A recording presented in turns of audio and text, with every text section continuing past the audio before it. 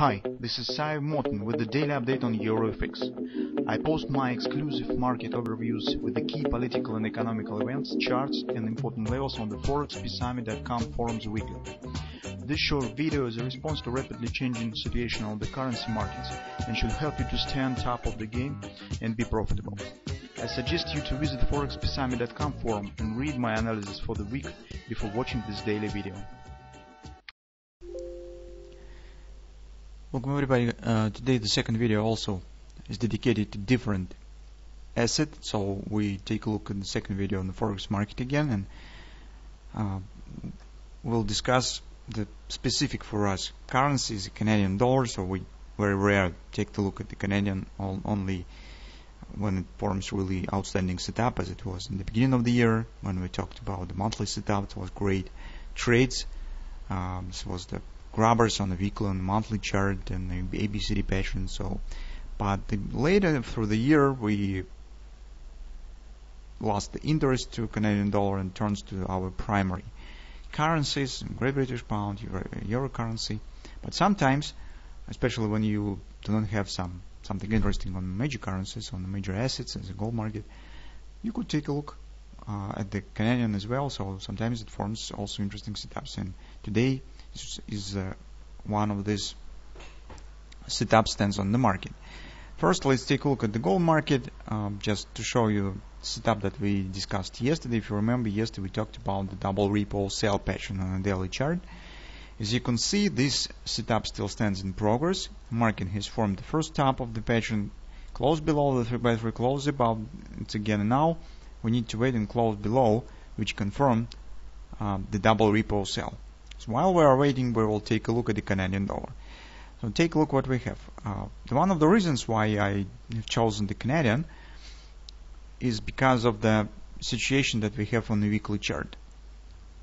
So if you will take a look at the weekly, this is the daily, but if you will take a look at the weekly chart, you will see that this spike here that we have, and in general the week that has passed, it's today's Friday, guys, it will be bearish grabber on the weekly chart. When I saw it, I thought what the reasons could be, and for the grabber, and in general how it corresponds to the setups that we have on the lower time frames. As we will get the bearish engulfing, we will get the bearish grabber on the weekly. It suggests the taking out of these lows. This is the first moment, and I started to search for confirmation. So why market should drop below these lows? And I found that, take a look, we have this large ABCD pattern, and the OP target has not been hit yet. So it stands in 29.67, and it stands untouched. So once grabber will start to work, market will start to dropping, it will tend to the OP. It's not 29.67. So that we could create the target that probably should hold for a few weeks, because we have the pattern on the weekly chart. Potentially, as a result, we could get a kind of the Gardius cheaper to buy pattern, sludge pattern on the high time frames on the weekly chart, but that will be a different story. Currently, we're interested with the downward action. On the daily, market has formed something that reminds evening star pattern. So as you can see, we have frosting action, a kind of the doji, not quite doji of course, but something of that sort, and collapse here. So very close to the evening star. This bearish reversal, and market also stands at daily Fib level 33.54. So the pullback has started from the major 618 resistance. So it means that we have the bearish context right now on the market, and if we would like to follow this setup, we need to get some minor pullback inside of the body of this pattern on the intraday charts and take the short position in the downside direction. So that's approximately the preliminary trading plan that we have. By taking a look at the hourly chart, here we could recognize nested head and shoulders pattern.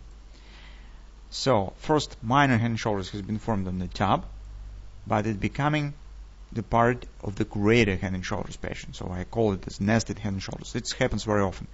For example, on the DAX pattern, on the DAX index, you could see on the monthly chart approximately the same story. And market gradually is coming to the approximately to the neckline where it should stand. So that could become the left shoulder, head. This will become right shoulder. So here we could act differently. For example, if market will show here some kind of the ABCD retracement first, somewhere to the conference resistance 33.64, 32.64, 32.74 is conference level. Also the former neckline, as you can see.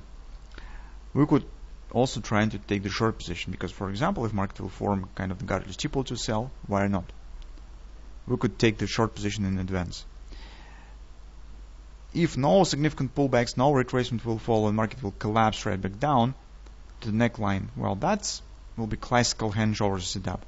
Here's also XOP stance, by the way, of the initial pattern. Target corresponds to the neckline. In this case, once market will hit the neckline, we need to wait for a forming of the right shoulder. This probably also will be kind of the ABCD action, but in this case, this conference will drift slightly lower, and it will correspond precisely to the top of the left arm. So it will be somewhere around 32.50, I suppose. That will be our area that we will keep an eye on for taking the short position. Once the hand shoulders will be formed, we will watch for downside action. So that's what we have on the Canadian. So you can see today as an Australian dollar that we discussed in the first video. It's Canadian dollar that we are discussing right now. You can see actually not bad steps for a short-term trading, but on the Canadian it's even not quite short-term trading.